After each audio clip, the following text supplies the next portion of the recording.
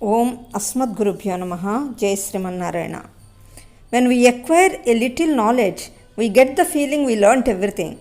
Some girls, after completing their degrees, are ready for getting married and stop continuing further studies. According to their parents, education for girls is just like an ornament. One should realize that marriage should not be a barrier for the intellectual or spiritual growth of any person, irrespective of gender. Some women want economical independence. As such, they use their knowledge for making money. If we believe that our knowledge should not be confined for making money, we try to acquire much more knowledge and will be ready to offer our helping hands for society's well-being. Knowledge acquired by the students in olden days was much more different from that of the present generation.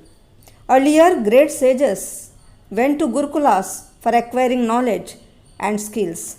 They had thirst for knowledge. More they learned, much more they wanted to learn. They always had the feeling their education was incomplete. In this regard, we must know Bharadwaj Mahamuni's thirst for knowledge. He was born to the couple named Uttatya and Mamata. He became a disciple of Valmiki and acquired great knowledge. Even in those days, there were great books on aeronautics, how to manufacture airplanes for ordinary people, how they should be used in battlefield, and so on. There was much more information about technology hidden in our Vedas. The sages had the power of creating beautiful palaces with great technology and architecture, with all facilities. An incident had happened in the Ramayana at the time of Rama's exile. His brother Bharat was determined to bring Rama back to Ayodhya. He started his journey with thousands of people in Ayodhya. On the way, he came across Bharadwaj Mahamuni's ashram. It was evening. He invited Bharata and his men to ashram and convinced him to accept his hospitality. Bharata thought, how could he manage with all those people and animals in that isolated place where there were no facilities at all? He was shocked to see changes in that place. The forest was converted into a beautiful civilized city with enormous buildings, kitchens where tasty food items were being prepared. He realized that was the evidence to know the spiritual power of Bharadwaj Mahamuni. All Ayodhyavasis were surprised to see how his spiritual power was materialized. He was not satisfied when he acquired those skills.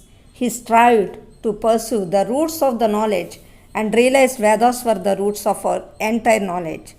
He made up his mind to learn all Vedas deeply. With the strong determination, he went into deep meditation. He was growing old. More he learned, much more he had to learn. Pleased by his penance, Brahma appeared to him and asked what he wanted. He requested Brahma to enhance his lifespan to 100 more years. That span of life was completed. He had to learn much more. 3 times Brahma appeared to him and expanded his lifespan. Bharadwaj Mahamuni was not satisfied and continued his meditation. This time Brahma appeared to him and showed 3 huge mountains and collected handful of sand from each mountain. Bharadwaj Mahamuni did not understand the deeds of Brahma. Brahma clarified his doubt. He showed the mountains and said, Mahamuni, the first mountain represents knowledge of the world you see. The second one represents inner world each body consists of. The third one symbolizes Almighty, the source of every atom and cell and their existence. With your deep penance of hundreds of years, what you acquired so far is just this handful compared to that mountains. Bharadwaj Mahamuni had taken aback listening to Brahma's words. Now let us question ourselves how much knowledge we acquired so far.